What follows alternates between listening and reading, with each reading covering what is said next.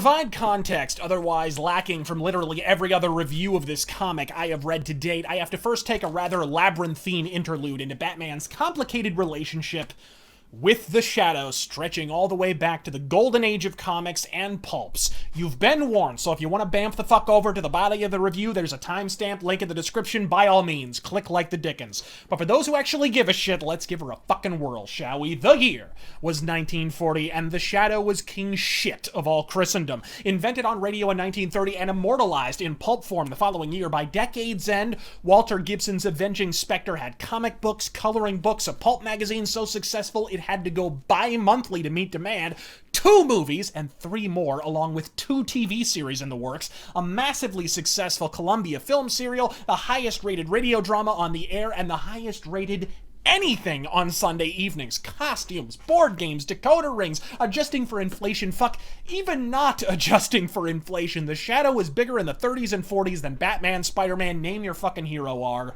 today. And that's why in 1939, DC Comics, to put a finer point on it, Bill Finger and Bob Kane committed one of the most brazen intellectual property thefts in the history of funny books. I've seen Xerox machines take more dramatic license. Whereas, for example, Superman was something of an amalgam of other sources, from Moses to Doc Savage to Hercules. Batman?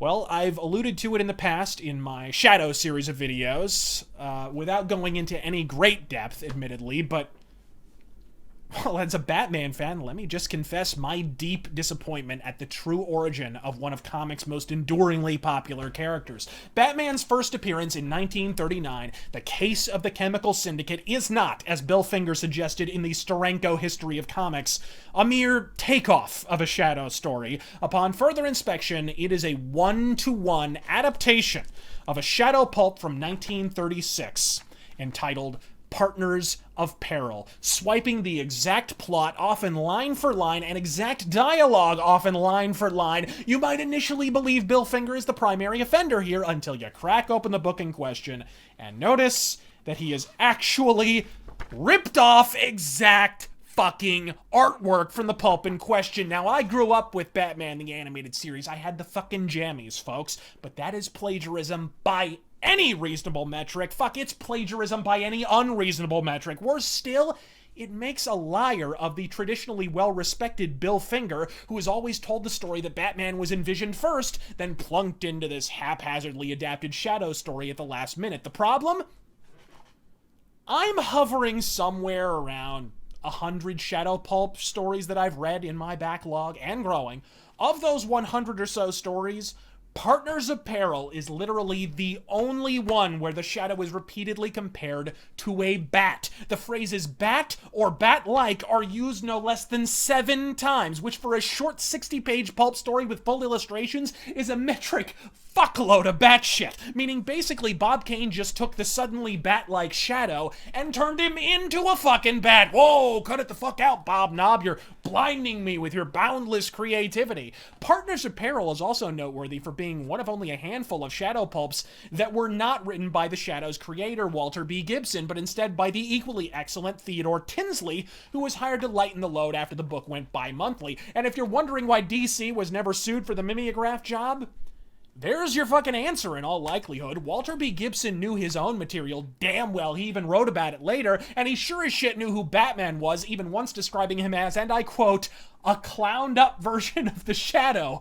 But if Walter Gibson is gonna pick up a Batman issue, like his first appearance, is he really gonna recognize a story he didn't write? No, this cat was writing the Shadow comic and the pulp and writing early scripts for the radio drama by the time Batman bobbed the fuck on by. He hadn't the beginnings of a clue what the B-team was banging out, and so DC skated, then concocted a bullshit narrative about Batman being inspired by the Mark of Zorro, a film released a year after Batman's first appearance, to haphazardly hide their horse shit. A provably false narrative that the Batman movies still perpetuate to this very fucking day. Now, I mention all of this not to rub it in or retread old ground, but so that you understand that when Batman and the Shadow touch gloves in this comic, It's not like when DC and Marvel decided, well, fuck, Wolverine and Lobo both smoke cigars, pistols at dawn. It's not just that these two cats happen to both wear capes and have billionaire playboy alter egos. It's not even that one is necessarily inspired by the other. It's that Batman, at least in the beginning, was an outright Shadow clone, and thus both times they've crossed fists, DC has undertaken some rather galling attempts at revisionism. Love you, Denny O'Neil, but that whole "you were my inspiration" shit stood out like a pacemaker scar on a stripper. It's cute, and fictionally speaking, it works. It just happens to be a bold-faced fucking lie that allows DC Comics to escape responsibility for what they and the Bob Kane estate have knowingly covered up for 3/4 of a century. And this year's Batman vs. the Shadow is in that sense no different. There are really two ways to crank out a cross-company cameo.